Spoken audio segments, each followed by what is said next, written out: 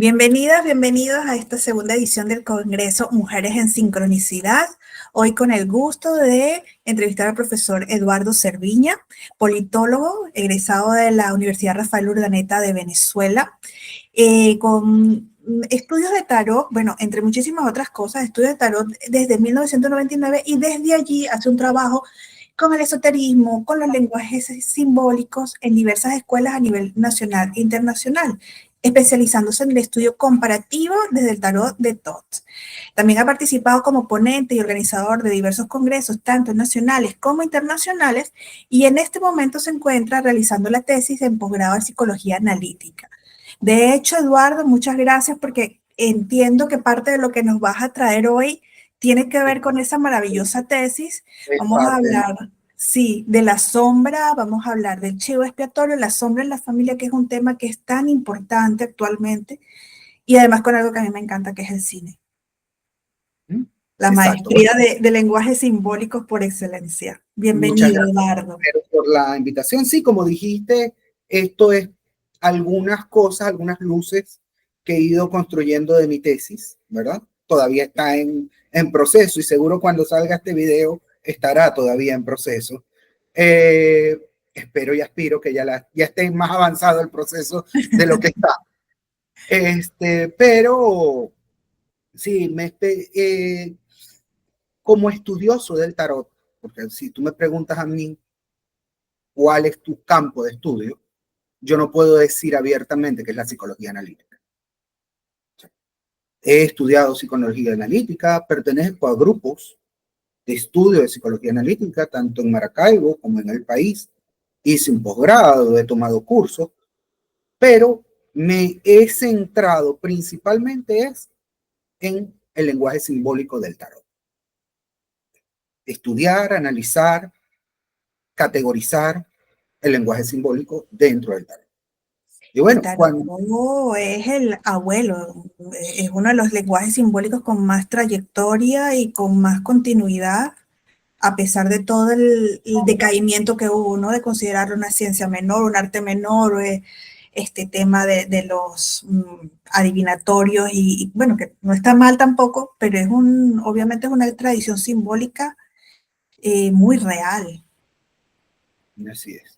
¿No? Y que podemos ver que dentro del lenguaje propio del tarot es tan nutritivo, ¿verdad? En estos arcanos, y eso se debe al núcleo arquetipal que tiene.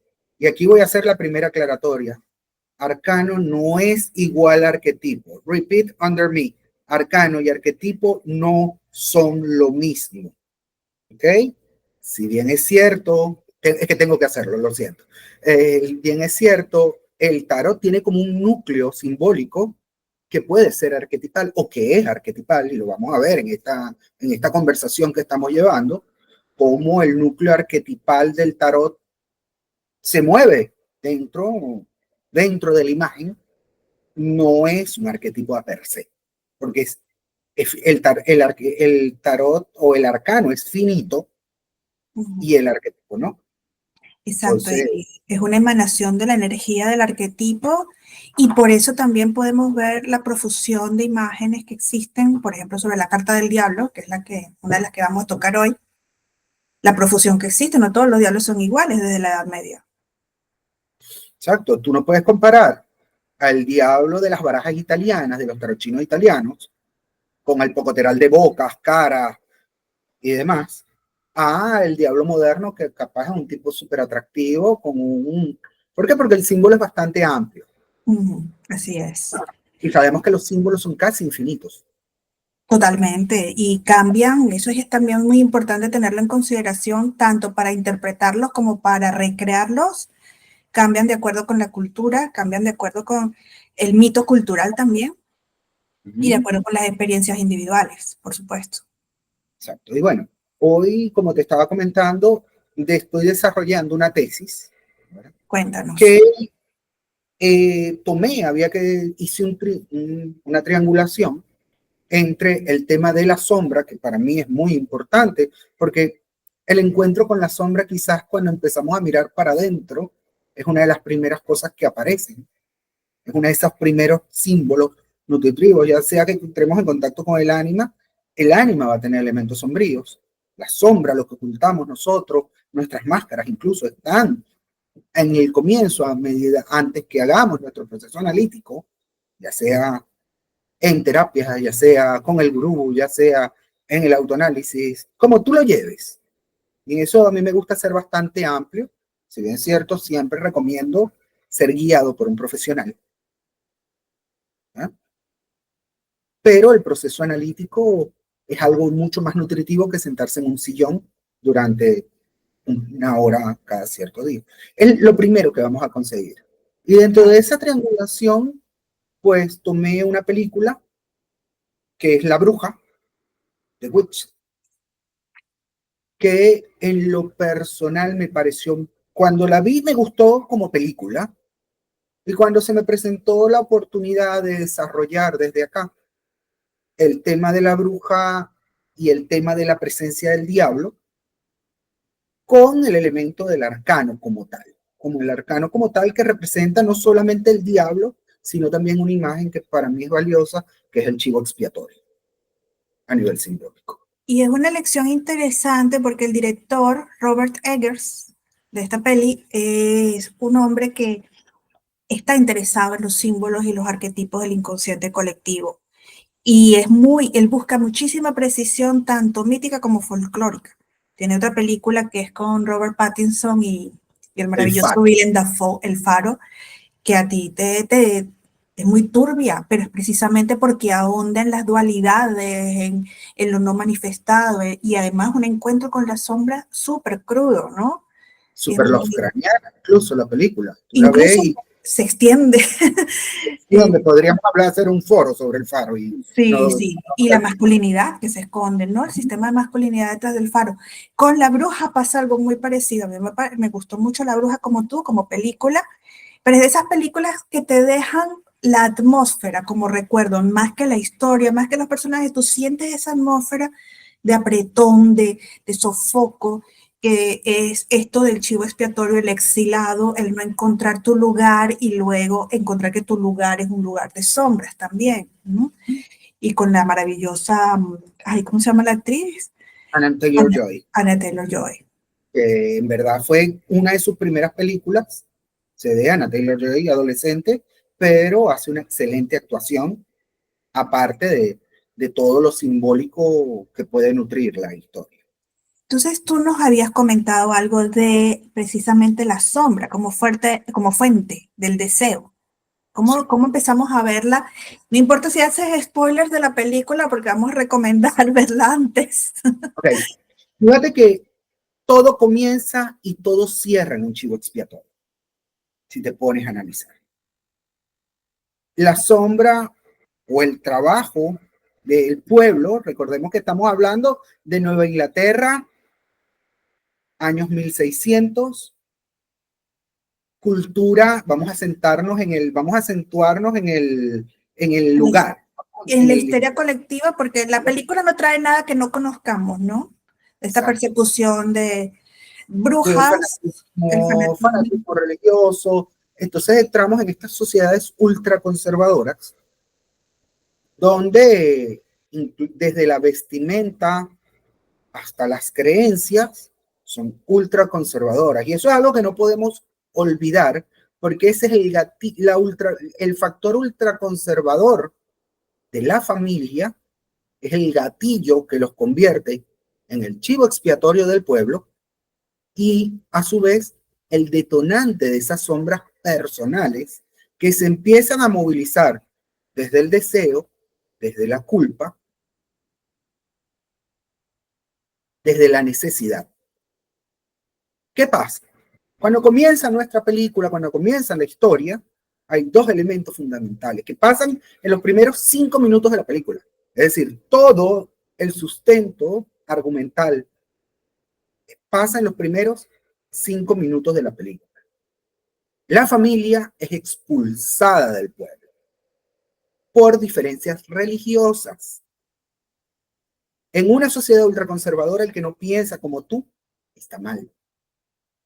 Y la culpa generalizada del pueblo, porque todos somos pecadores al final del día, es proyectada en estas diferencias familiares, en estas diferencias de creencias, que nunca quedan completamente claros, son diferencias ideológicas, y es expulsado, ¿eh? Son expulsados. Padre, la madre, Thomasin, Kyle, Caleb y los gemelos son expulsados de del pueblo. Al ser expulsados del pueblo, ellos llevan la carga de la culpa colectiva del pueblo, porque son el chivo expiatorio. Eso es importante porque muchas veces nos quedamos con y eso era una de las grandes preocupaciones de Jung, que la sombra es algo muy personal. ¿Mm?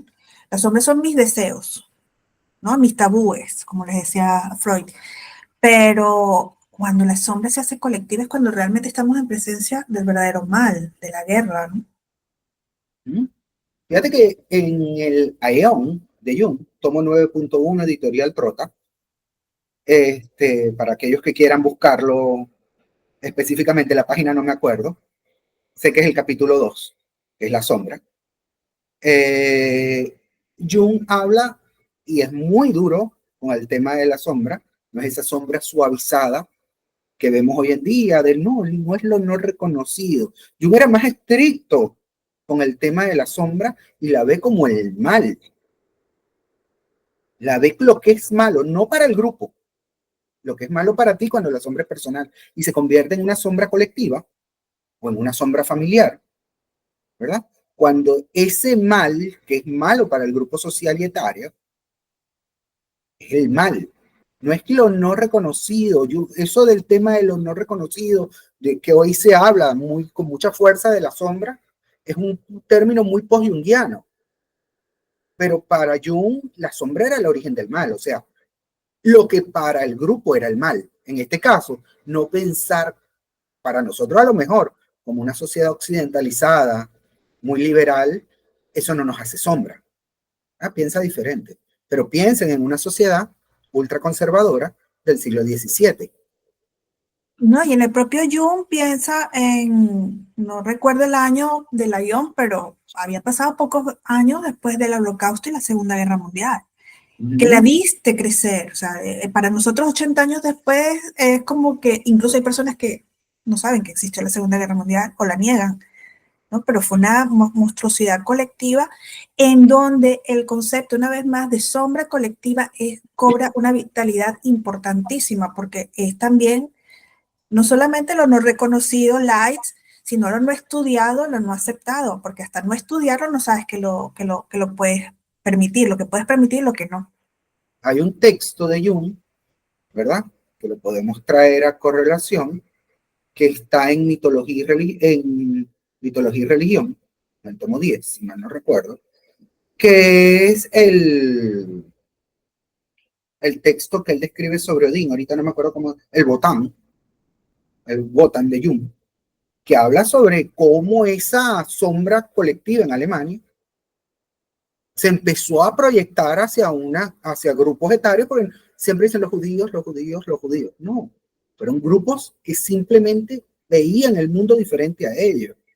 Como politólogo te digo, o sea, no fueron solamente la nación judaica, los gitanos los determinaron, ahí no quedó nadie.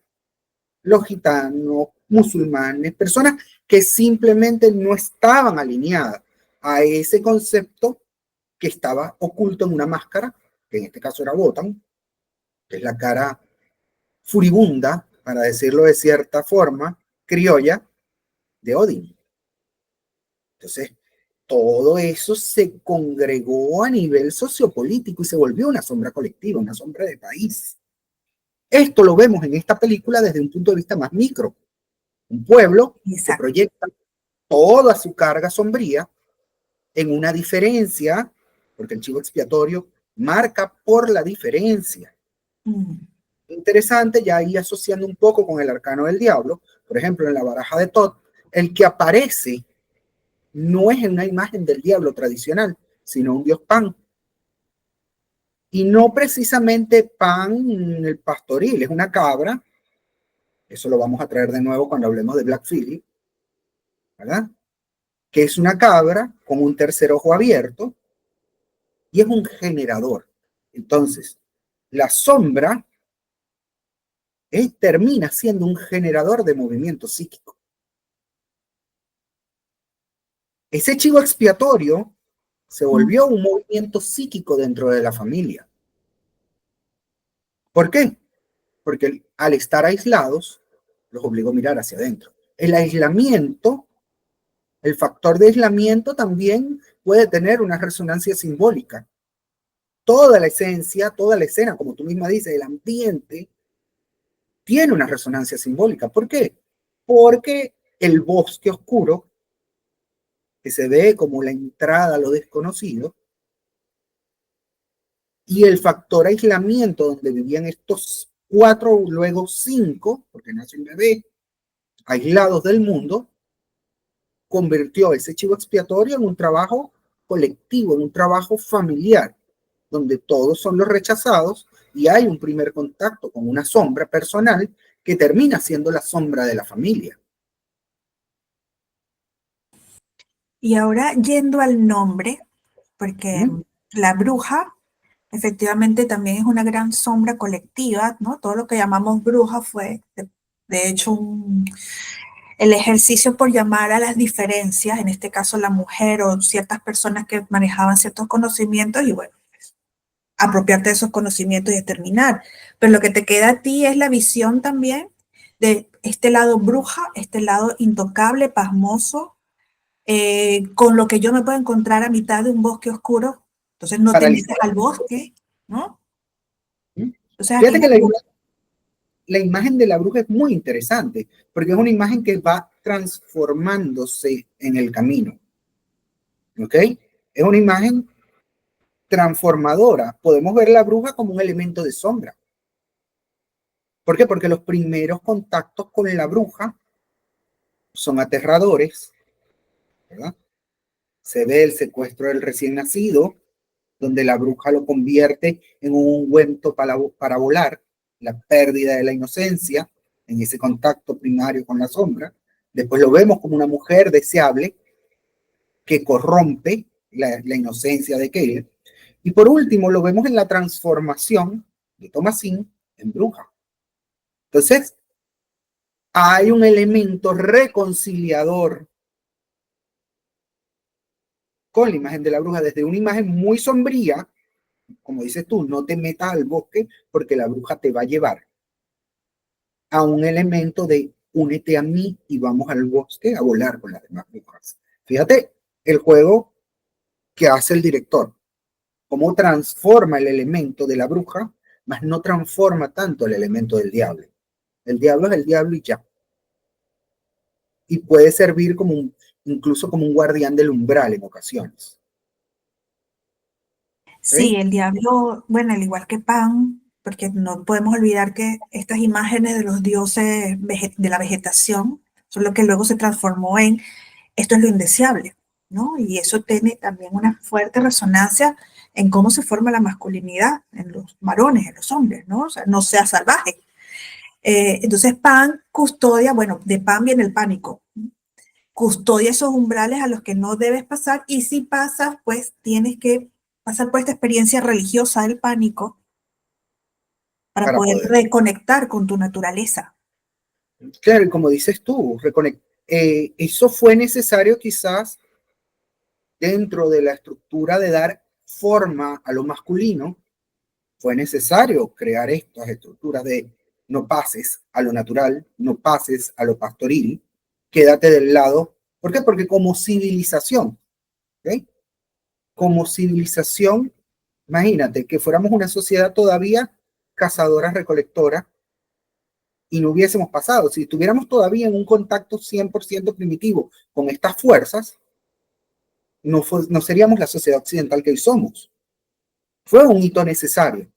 Que hoy en día hay reconciliación con tu lado salvaje y ves a los tipos sin camisa huyándoles a la luna como lobos. Bueno, por factor enantiodrómico nos fuimos para el otro lado. Eso es más extremo, pero el tema del mal intrínseco a esto y el terror generalizado que ocasiona irte hacia el lado natural o hacia tu lado salvaje es un tema que está profundamente vinculado con la religión y la imposición de poder. Exacto.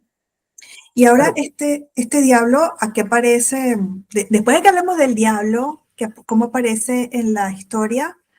Me gustaría que lo vincularas con la baraja. Ok.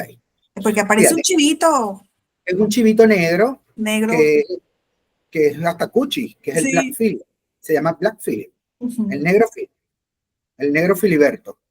El negro Filiberto, vamos a llamarlo así para latinoamericanizar el tema, es un personaje recurrente dentro de la obra.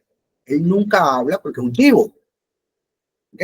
Pero es un chivo que sigue tragando la culpa de las cosas que suceden. Diablo nuevamente como chivo expiatorio. Diablo como poseedor de la sombra. Los gemelos comienzan hablando, en cierto punto, de que Black Phillip les habla. Ese es el primer punto donde dudamos del tema del diablo. El autor, el director siempre nos deja entrever de que hay algo y siempre nos va a dejar con la duda si pasa en la psique de Thomasin o en verdad el chivo habla. Llega el punto donde esta imagen del diablo, del Black Phillip, empieza a generar lo que tú dices, pánico y terror a los miembros de la familia a medida que van en ese factor de negación de la sombra y van bajando en una espiral. ¿Por qué? Porque mientras tú más reniegas la sombra, y hay un escrito dentro del libro Encuentro con la sombra, una serie de libros, de textos que dice que la sombra se convierte en el gran saco que llevamos y que vamos cargando, pero la sombra siempre está ahí dándonos, ¿sabes? Chispazos, chispazos de realidad. Y las apariciones de Black Phillip son muy específicas dentro de la obra para hacer ver la negación de la misma, la negación de este lado salvaje, la negación de, por ejemplo, al final Black Phillip mata al padre, porque y yo lo veo como una alegoría a al completamente negar esa sombra, la sombra te destruye. En la carta del diablo, y ahora extrapolemos, salgamos un momento de Todd y nos vamos a Nichols. Nichols, igual que Ben Dayan, hablan mucho de la sombra como conciencia colectiva y el chivo expiatorio.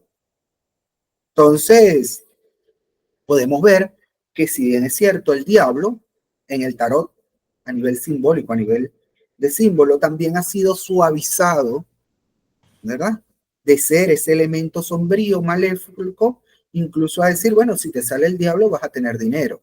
Fíjate, la transformación del arcano, porque es lo material, lo llevaron a la materia. Pero ¿qué es el diablo en sí? Puede ser interpretado como caos, como materia, como disociación. Nos guste o no nos guste dentro del proceso iniciático, luego de que tú pasas por la carta del arte o la templanza, entonces tienes un encuentro con el diablo. ¿Por qué? ¿Y por qué es importante esto? Primero que nada, cuando tú pasas por la templanza y has podido atravesar el umbral, vas a entrar al guardián del umbral. El diablo no es más que una proyección de tu deseo de generar. ¿Qué vas a generar? Aquello que habita dentro de ti.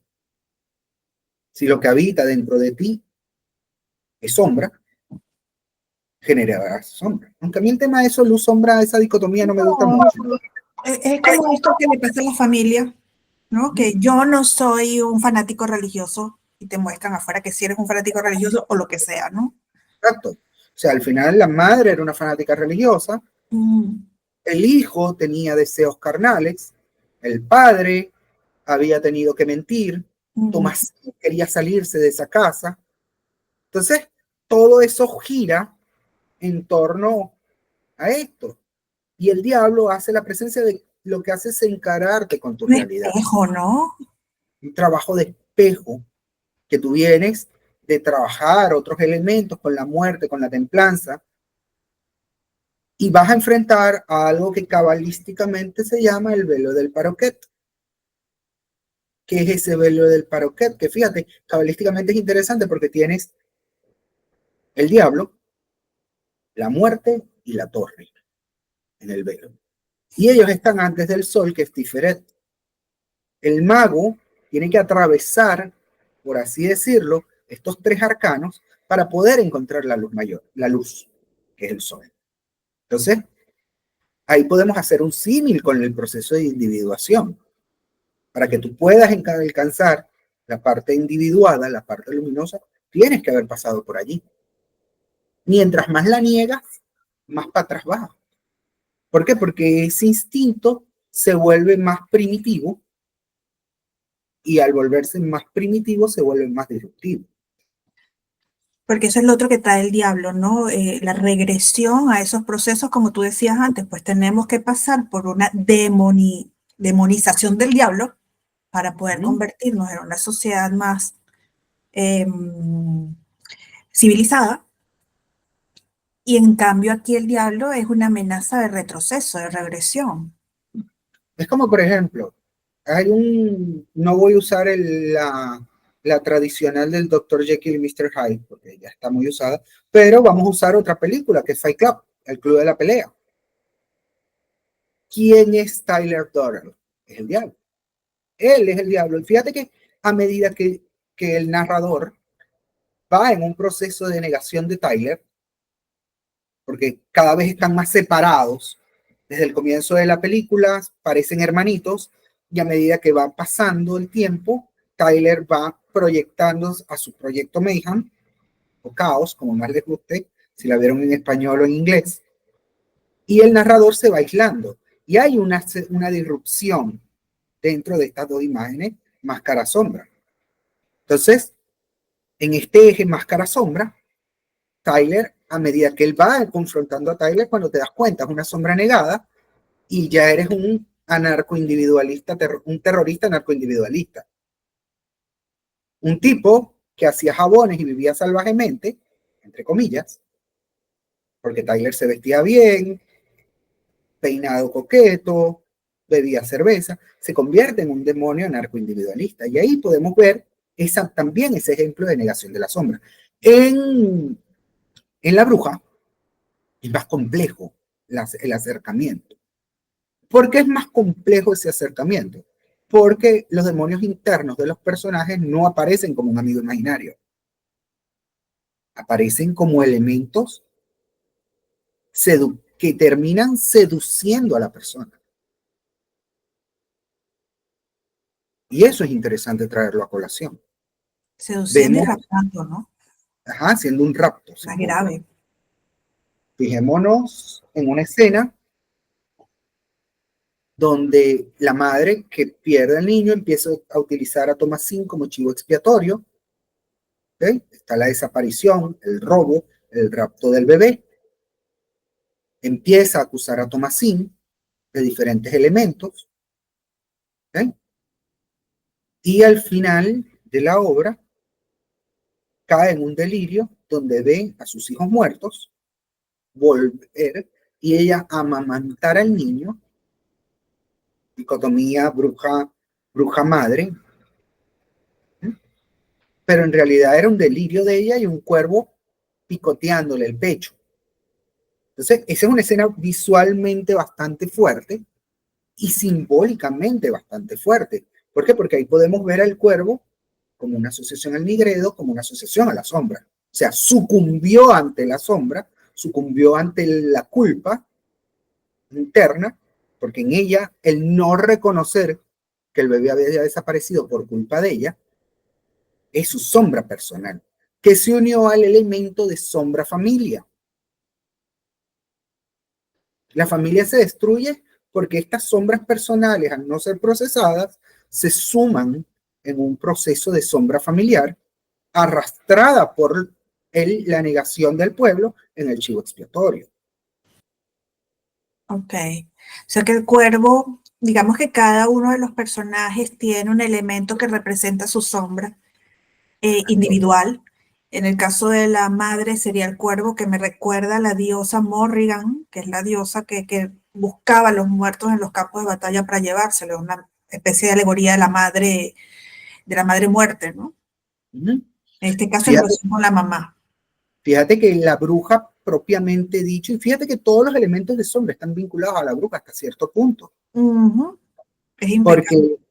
porque la película es impecable en ese sentido, porque fíjate, entonces podemos incluso hacer asociaciones con la luna, que la carta de la luna y de la sacerdotisa son dicotomías de lo que es una bruja, mujer sabia bruja. Entonces, ese elemento del lunar, porque todo siempre, las situaciones dramáticas pasan en la oscuridad. ¿Por qué? Porque desde la luz no nace nada.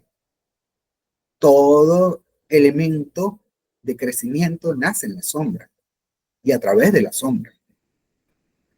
Entonces vemos héroes que llegan a la meta y héroes que mueren en el camino, que es algo que no nos han sabido vender dentro del viaje heroico. Todo el mundo piensa, es que voy a hacer mi viaje del héroe Que y es te un puedes duty morir. free.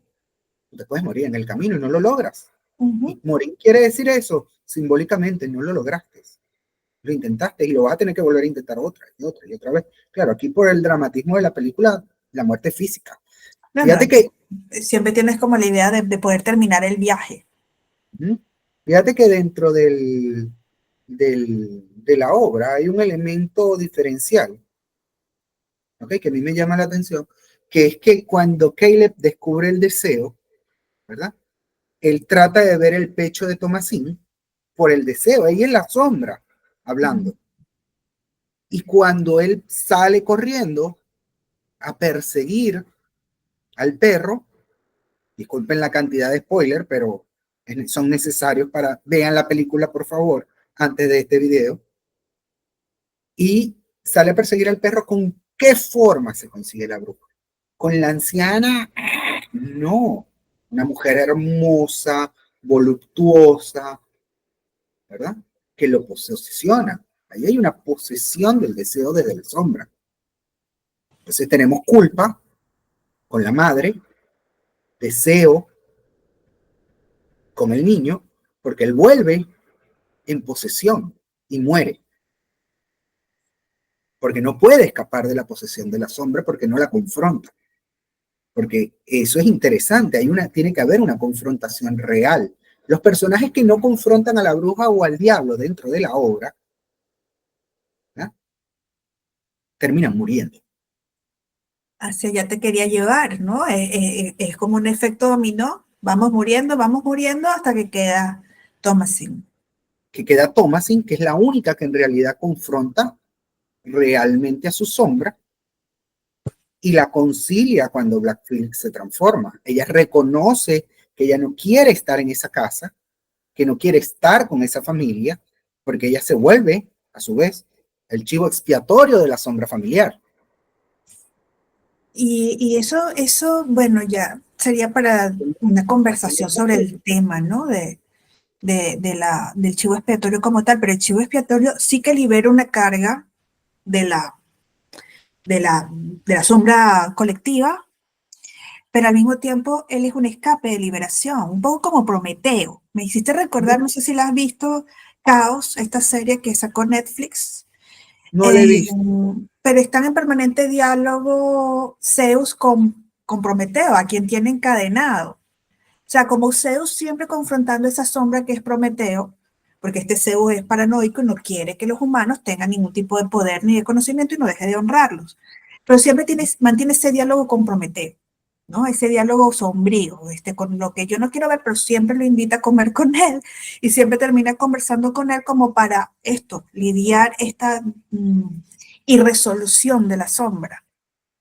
Sí, porque es que mientras no hay una conciliación con el tema sombra, ¿qué es lo que hace que Thomasin no muera? El hecho de reconocer que odiaba estar donde estaba. Porque cuando Black Phillip se convierte en el diablo, realmente le dice, acéptalo, te voy a dar la vida que siempre has querido. Y ella lo reconoce y ahí integra, confronta e integra. Al reconocer el proceso de sombra hay una integración. Mientras hay un proceso de negación, la sombra vuelve a hundirse y eventualmente va a volver a emerger con más potencia. Cada vez más potente, porque cada vez es más violenta también. Va a Cada vez volver más. con potencia psíquica, pues. ¿Por qué? Ujú. Porque puede estar reprimida eternamente. Bueno, eso es teoría. Hay varias teorías sobre eso, pero no vamos a entrar en profundidades. No, pero fascinante y fascinante lo que estás trabajando, Eduardo. Muchas gracias por compartirlo con nosotros y, y bueno, por abrirnos además esta vinculación con la sombra, que efectivamente se está hablando mucho de la sombra y eso está muy bien, pero también hay que saber que la sombra tiene unos límites, que se debe tocar con contención y que saber que la sombra es tan poderosa o más poderosa que nosotros mismos. Sí, Nuestra fíjate propia. que Magali Villalobos, ¿verdad? Que es una mitóloga venezolana, ella hace la analogía, ¿verdad? De, de, de Medusa, Sí, Medusa y Ateneo. de Medusa y Perseo, cuando Medusa va a matar a Perseo. Ujú, Perseo va a matar a Medusa. ujú, ¿No? perfecto. Porque él va y la mira a través del bisel de la espada. No la puede mirar directamente, porque si la mira directamente te paraliza, porque la sombra va a ser muchas veces más potente que tú y más aterrorizante, que te va a aterrorizar más. Entonces, la tiene que mirar con el bisel de la espada para poderla atacar, porque si la mira de frente, se muere. Pero aún así hay otro elemento, hay elementos sombríos que en la psique no está lista para tocar. Entonces, esto, y lo hago muy a crítica y lo hago muy a consejo, muchas veces vemos en el bululú, en este gran mundo de redes, encuentra y concilia todas tus sombras. Eso es peligrosamente, psíquicamente peligroso. ¿Por qué? Porque hay elementos de sombra que tú no vas a estar en esta vida listos para conciliar. Y porque la sombra es proteica, es tan proteica como el ego. ¿Mm? Entonces, ella cambia continuamente y sabe todo de ti y más. Está vinculada con el inconsciente colectivo y eso es una super red de información en donde no estamos capacitados para encontrar todos los datos. Ella sí. Exacto. Y pasa algo. La sombra siempre, como dices tú, va a estar alimentándose de nuevos elementos. Ujú. Ahora voy a Puede ser. aprovechar de preguntarte, a pesar de que ya estamos a punto de terminar, esa profusión de villanos que vemos hace unos cuantos años en el cine, ¿nos está hablando de esto? ¿Qué piensas tú? Yo pienso que esta profusión de películas de villanos, hay dos temas que Mm, son delicados, que son interesantes. No soy cineasta, no soy experto en cine. Para eso hay otras personas que tú también conoces y que han estado por acá, ¿verdad? Pero te puedo dar una opinión muy personal. Eh, Pienso que la profusión de villanos viene por dos razones. Una, la proyección de la sombra y el hecho de tener que suavizar la sombra. Nos hemos vuelto una sociedad muy líquida, muy laxa. ujú, Vemos una profusión de villanos donde los villanos los estamos convirtiendo en figuras pseudoheroicas. Ejemplo, Disney es experta en eso. Tomó a Maléfica y la convirtió, le transmutó la historia. Maléfica en la película era mala, mala con M de mucho, más mala que Isma, y Isma es mala. Este, yo de niño le tenía miedo a Maléfica. todos. O sea, y la transformó en una heroína, con alas doradas y cuernos hermosos. Una heroína ¿Okay? feminista, además. Una heroína feminista. Y eso yo pienso que viene por dos razones. Uno, necesidad de suavizar el mal. Vamos a endulcorar el mal. Cuando endulcoramos el mal, lo hacemos más potable, Ujú. pero el mal pierde el sentido y eso a su vez también daña el sentido del bien, porque lastimosamente, como seres duales, tenemos que tener un concepto de bien y un concepto de mal, si no, no existiera la ética. Y el todo vale, ¿no? Todo vale, o sea, tienes que ver qué es lo bueno, qué es lo malo, para ti o dentro de una normativa social, que es lo que hemos hablado durante toda esta sesión. Y segundo, pienso que es porque al final los villanos en construcción literarias tienden a ser mucho más ricos que el héroe. Ah, sí, por supuesto. Entonces, fíjate, y lo podemos ver en los cuentos, volvamos a Disney. Los héroes hasta Aladino a veces ni siquiera te sabías el nombre. Los primeros héroes, los primeros príncipes, ¿verdad? Si tú los pones unos al lado del otro, No tienen hasta nombre. no tienen nombre y hasta se parecen. O sea, era como que un muñequito genérico. ¿Ah? Vemos por allí el primer reflejo en La Bella Durmiente, ¿verdad? Que el príncipe la conoce y tal, ahí en ese boom de los años 70. Pero el héroe como tal dentro de las películas de Disney lo vemos en Aladdin, a partir de Aladdin. Y entonces ahí hemos visto otros héroes como Flynn Rider, como el otro, como el de Frozen, y le han tratado de dar más estructura al héroe. En cambio, los villanos de Disney, las villanas de Disney y villanos de Disney son memorables. Tanto así que no hay un tarot de princesas, hay un tarot de villanos. Sí, sí, sí. ¿Ves? Sí, es un trabajo arduo, pero de todas maneras, en conclusión, cuando usted ve al diablo, corra y vaya a mirarse en el espejo, porque se apareció. Exacto. Y pregúntese, ¿para qué estás aquí? No, eso de vamos a ser amigos, vamos a amigarnos. No. A menos que tengas un muy buen acompañamiento terapéutico, cuando usted ve al diablo, en verdad piénselo, diga, ¿qué estás haciendo aquí? Porque si lo omites, te va a destruir. Y si lo abrazas mucho, va a dejar de ser diablo. Gracias, Eduardo. Cuéntanos Gracias. qué planes tienes en este 2025, cómo podemos encontrarte, contactar contigo, estudiar contigo. Bueno, para este año 2025, como saben, principalmente mis formaciones son en tarot, en el área del tarot.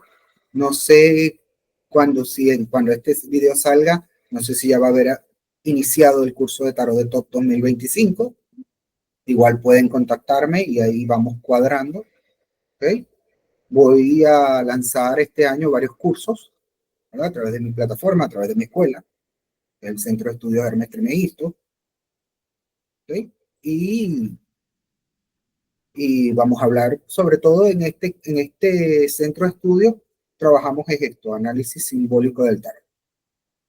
Y, Para, ujú, para otras formas más adivinatorias y cuestiones, no trabajamos quizás otro tipo de cosas para perfecto. profundizar en la imaginería del tarot.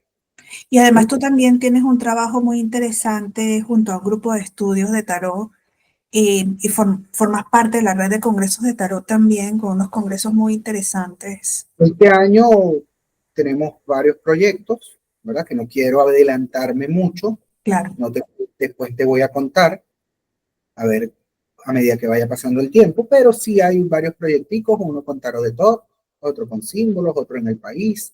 Hay que ver cómo va proyectándose el año.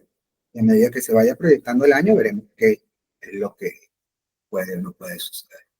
Y todavía estamos muy en las primeras, a ver cómo se va a mover la cosa.